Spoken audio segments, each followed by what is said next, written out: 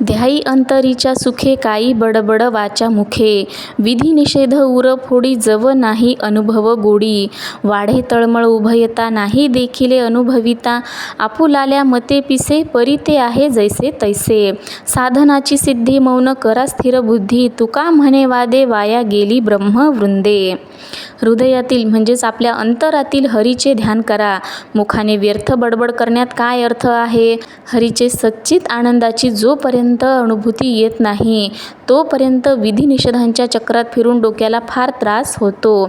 अंतरंगामध्ये हरी प्रेमाची बासरी वाजवीत आहे, ती जोपर्यंत ऐकू येत नाही तोपर्यंत हृदयाची तळमळ वाढत असते.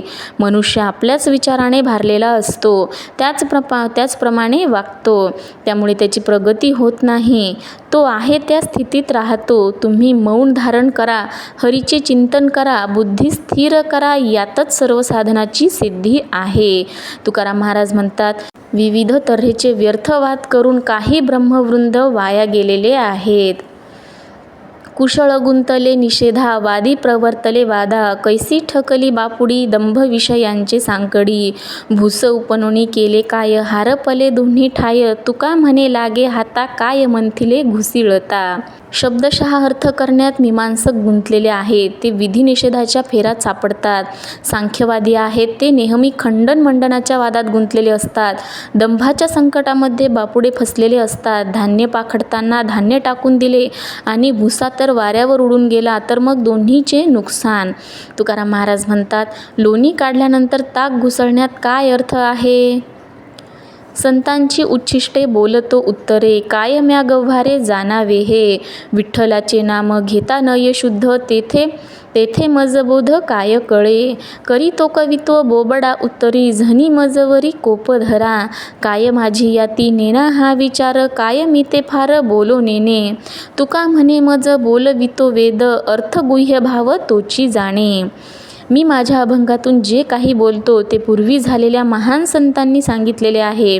मी जे काही बोलतोय ते संतांचे उच्छिष्ट बोल आहेत, नाहीतर माझ्यासारख्या गावंढळ माणसाने काय बरे सांगावे. विठ्ठलाचे नाम मला नीट घेता येत नाही, अशा स्थितीतही मला आत्मज्ञान कसे होणार? मी कौतुकाने प्रेमाने बोलत आहे, हे माझे बोबडे बोल आहेत, तरी माझ्यावर कोणी रागावू नका. मी कोण आहे हे तुम्हाला माहीत आहे ना, मग याविषयी मी अधिक बोलणे योग्य नाही. तुकाराम महाराज म्हणतात, माझ्या मुखातून देवच बोलत आहे, त्याचा गूढ अर्थ तोच जाणत आहे. चंदनाच्या वासे धरीतील नाक, नावडे कनक न घडे हे, साखरेची गोडी सारी खिसकळा, तू थोरा मोठ्या बाळा धाकुटिया, तुका म्हणे माझे चित्त शुद्ध होते, तरी का निंदित जन मज. चंदनाचा सुगंध आला तर कोणी नाक धरून बसेल काय?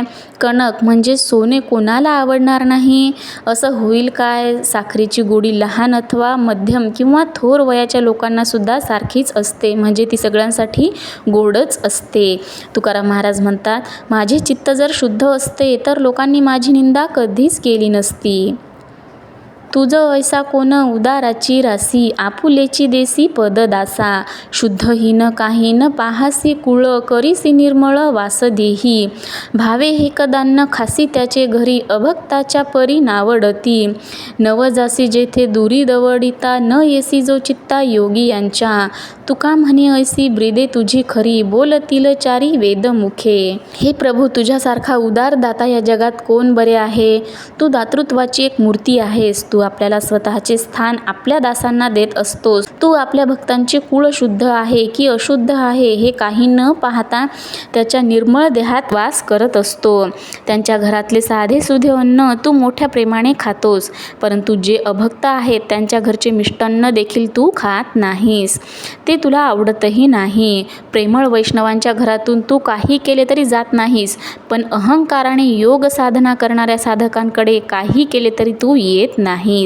तुकाराम महाराज म्हणतात, हरी, तू भक्तांवर कृपा करणारा आहेस. अशी जी ब्रीदे आहेत ती खरी आहेत, त्याचे वर्णन चारी वेद स्वमुखाने सांगतात.